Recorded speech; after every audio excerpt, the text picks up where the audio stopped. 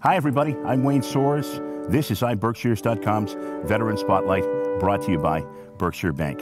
My guest today is a Korean War veteran who served his country in the United States Army from 1952 to 1954. He's also a Purple Heart winner. Great pleasure to welcome my good friend Francis Giardina to the program. Thanks so much for being with us today. Good to see you, Wayne. Now, you grew up in Pittsfield. Yeah. I want to talk a little bit about your family. You had a great line that you say to me all the time. We were poor, But we never knew it. We lived in a very poor neighborhood. We had the best time of our life. So you graduate from PHS, Pittsfield High School. Pittsfield High School. Then you went and you ran pool halls for a couple of years. Yes, I ran two different ones. Yeah. How big was that back in the day? I mean, there had to be a ton of them. Well, that was a lot of fun. I became a pretty good pool shooter. I made a little money. Yeah, I bet you did. Now, you also had two brothers that served. We're going to talk about that a little bit later. Yeah. Your brother Joe was in the Army Air Corps. Yeah, he flew 34 missions. 34 missions. And your brother Rico was in the European Theater. Right. And he's still with us. Joe's not. Rico is 94. Right. 94, nursing home. And he was a tank commander. He was in a tank, yeah. He was in a tank unit. Yeah. Now, you get drafted into the Army in November of 1952. Yeah. You get inducted at Fort Devens. Fort Devens for breaking in. Yeah. Now that was, at the time, you're 21 years old, you're coming from Pittsfield. Yeah. It had to be a massive base back then. Yeah. We had a lot of our local stars going with me. I mean, baseball and football and everything. They all happen to be around my age. Any names come to mind? Bobo Quadrosi was a star pitcher for Pittsfield High. There was, I think his name was Glendon from Dalton, was a star in Dalton.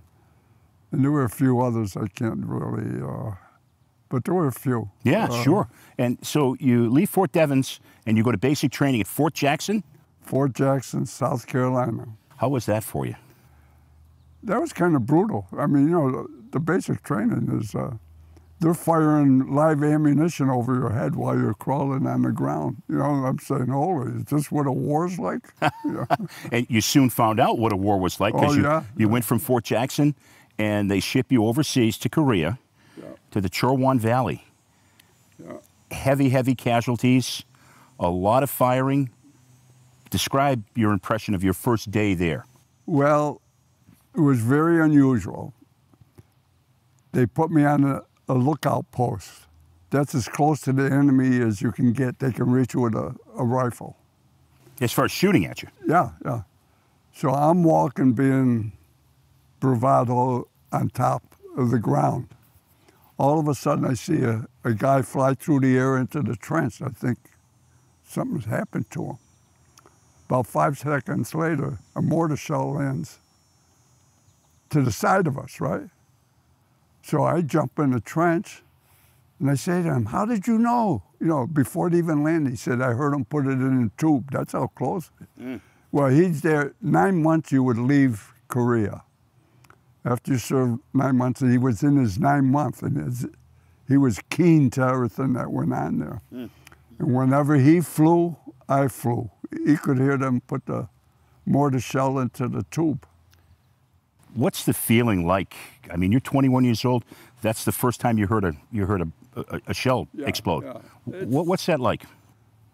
I don't think you get, really uptight. You're in a war zone, okay? And things aren't nice.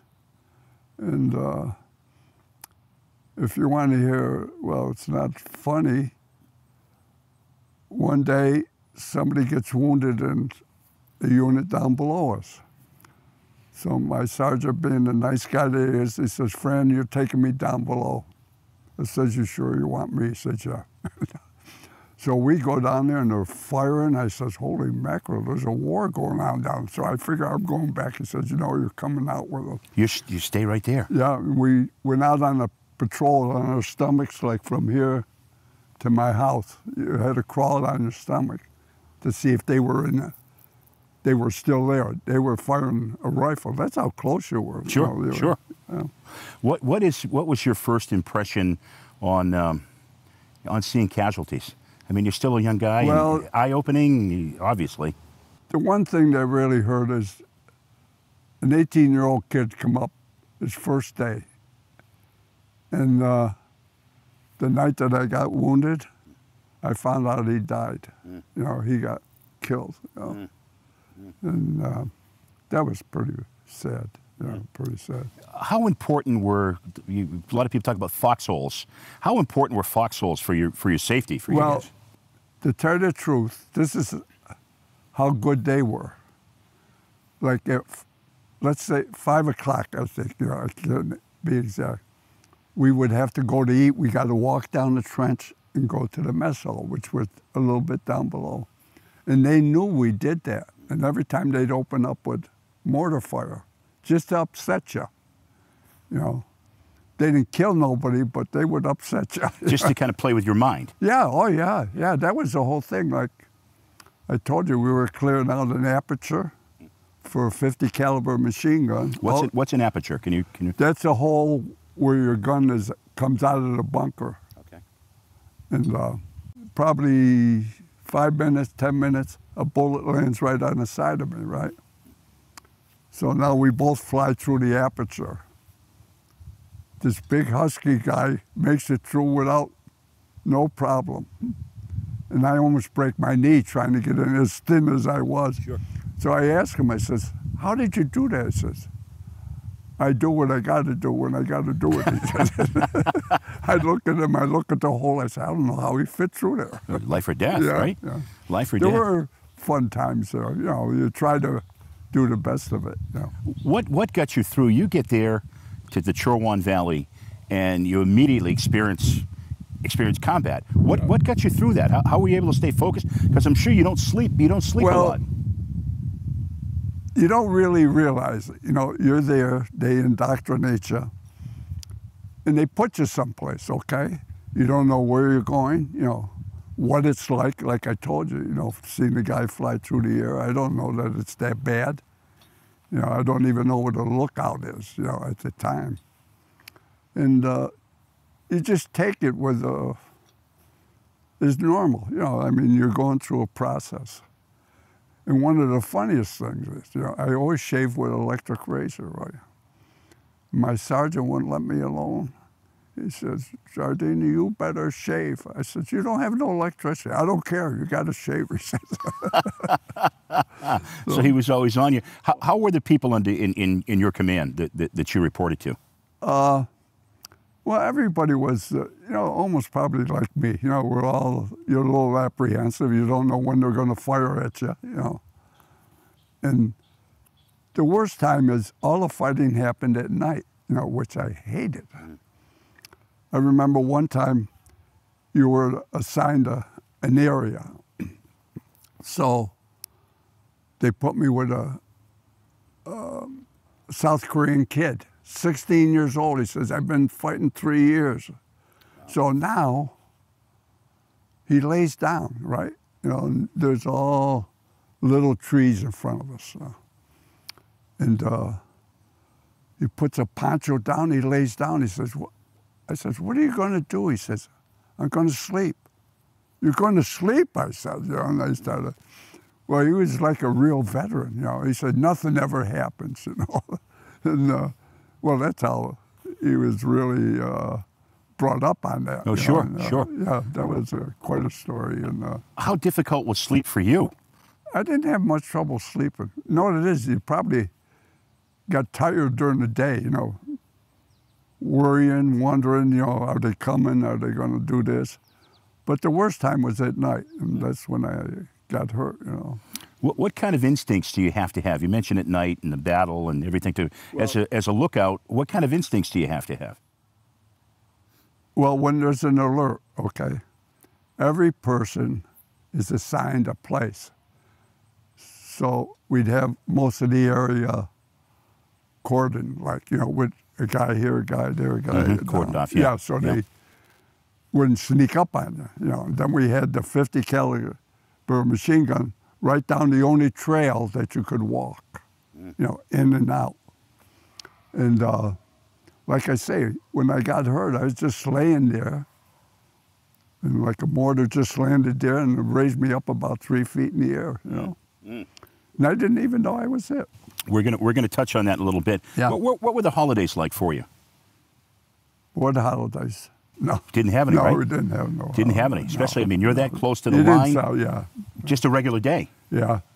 Well, I didn't even last really to the holidays when you think of 13 days I was only there. Right, right. In November, so we never really reached, you know, like Christmas or New Year's or nothing. So after you get injured, and again, we're going to touch on that, you go to Tripler Army Medical Center, and I was going to ask you about the entertainment, and you saw a very famous guy come in. Roy Rogers. Yeah, and what's the question you asked him? The best thing that happened there when he come in and everybody's going, "Hey, Roy, we came to see Trigger." No, it's Horace. It's Horace. No, we didn't come to, you know, we were hoping you brought Trigger, he says. Right. And he laughed at us. And that's Tripler. He was a good sport. He was a good sport, and that's Tripler Army Medical Center in Hawaii. Okay. Now, I want you to take us through you getting injured. Okay. It's a painful memory, but it's your 13th day at Chorwan in the Chorwan Valley. And take us through that from start to finish. Well, an alert was called. So every person has to go out and they have a position to guard. So the enemy can't just sneak up on you, because all fighting, for some reason, happened at night, because you read where they would be fighting in trenches. So I'm laying on top of the trench, you know, outside the trench, looking at my area to see if anybody was going to sneak up. And all of a sudden, the mortar lands just to the side of me. And then I realized I was hit. So I roll over into the trench, was right near me. And the guy says, "Holy mackerel, I'll get you a medic." I says, "Okay." And they sent 4 guys up with a stretcher. Now we're on the hill, right? So one of them's a real short guy. So we're walking down the hill, and I'm going to roll out of the stretcher. I tell the guy, I says, "Do you mind if I walk down?" You know, I couldn't walk, but I Sure, mean, I say, sure. I was almost rolling out of the stretcher on the way down the hill, you know. How powerful was it was a mortar shell, am I correct? Okay. And you don't see them, you just hear them. There's a sound coming in, correct? And it explodes, and you're approximately how close are you to the? Well, the one that landed near me probably landed right about there or something. Okay. You know, and it lifted me off the ground. You know? Sure, yeah, but you well, said it depends. Like, I don't know if you're familiar with warfare. There's a small, what do they call it thing now? Geez, the tube that they put in, the mortar. The mortar. And then they had them up to 105, which was like a howitzer. You know. And those things were really, I don't know which one it was, you know, who the heck, you know, it's pitch black, you can't see nothing. And we had it wired like, you know, there's all woods around. And they would wire it with infrared bombs. You know, they were set on fire. I forgot what they call them, infrared things or something. So if you tripped a wire, it would light up the whole place, and it would take care of them too. But it was just like on edge every minute. You know, you didn't know if you'd be there or what happens. You know, because your main objective was, if you were attacked, you slow down the enemy. And I swear, like, you know, we weren't that huge that you probably would get wiped out. You know, so our main line of resistance, what they call MLR, is right behind us. So they could get ready. The MLR, the main line of resistance.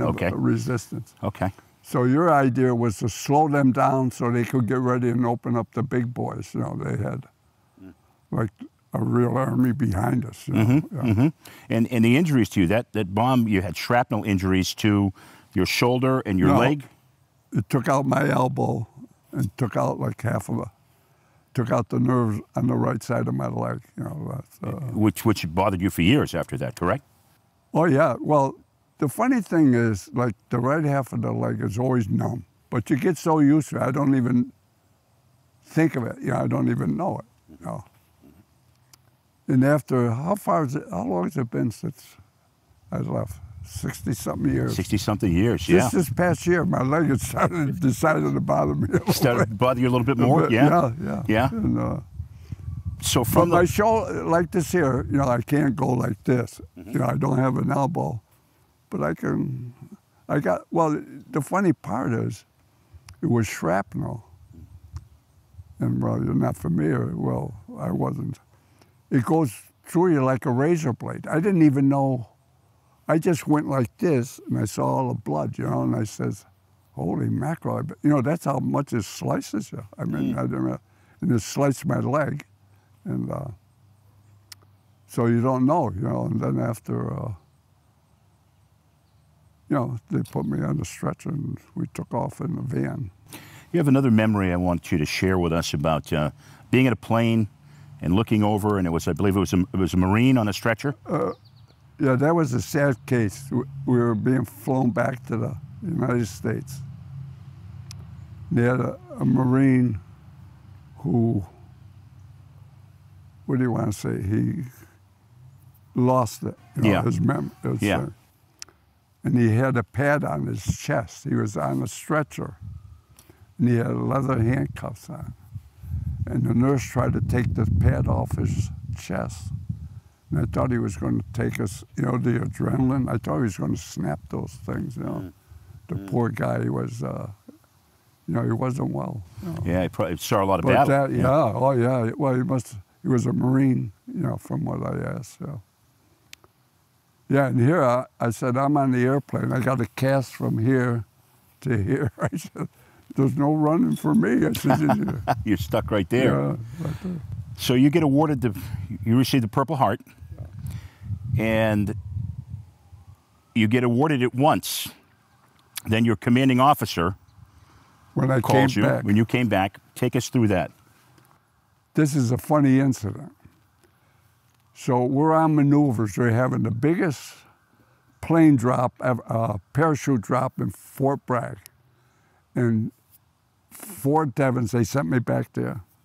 Happened to be chosen as a signal corps. We're in the woods for a month. My major, who I became very familiar, says, Fran, I got to award you a Purple Heart. I says, I already got it. He says, I can't help it. I said, I don't want it. I got one. He says, I don't care what you say. You're getting it. So I says, you realize what you have to do? Everybody here has to get out dressed up, lined up, and I'm going to be with you, and I'm going to be the most hated guy in the unit. They got to get up at 7:30 in the morning, standing there at attention while he's reading off a thing. I said, I'm not going to be very well liked. You want me to get killed here. But that was one of the funny things. And you did, and you get 2 Purple Hearts. For one thing. For the price of one. Yeah, right. You shouldn't have done it, but. No, but you were following orders. And Well, he said, I got to follow orders. I got to follow orders. I said, okay. Touch on your service. What did that mean to you in the United States Army? Well, when we were in Fort Jackson, remember I told you Bobo Quadrosi? He was, I think they call it Special Services, and he pitched for the team there, and he faced Willie Mays. Oh, wow. Who was at another camp, you know what I mean? Another. Sure, yeah. Yeah. Willie was in the Army, right? He was in the Army as well. In the Army, yeah. Yeah. Well, he ended up just in Special Services. He got off pretty nice. I don't think Willie saw too much combat. No. He just traveled from camp to camp and played baseball.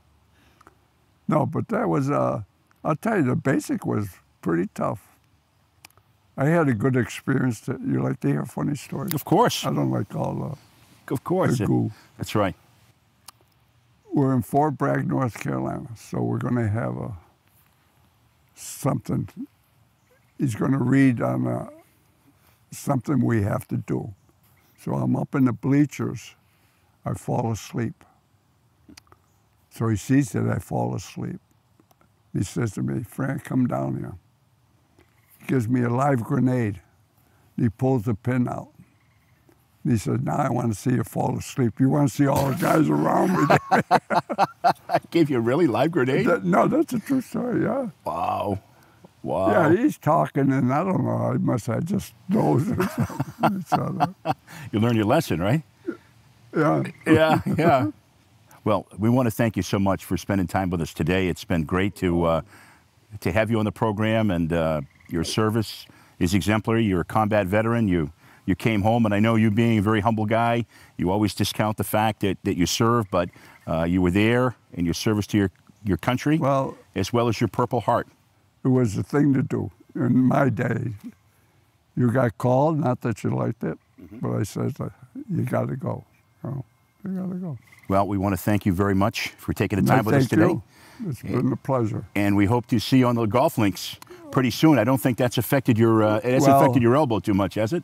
I'm going to practice so I could beat a certain individual. Who we will leave nameless. I won't name. No names. My guest today has been Fran Giardina, Army veteran who served his country in the Korean War from 1952 to 1954. This has been iBerkshires.com's Veteran Spotlight, brought to you by Berkshire Bank. I'm Wayne Soares. God bless all of our veterans. God bless the United States of America, and make it a great day.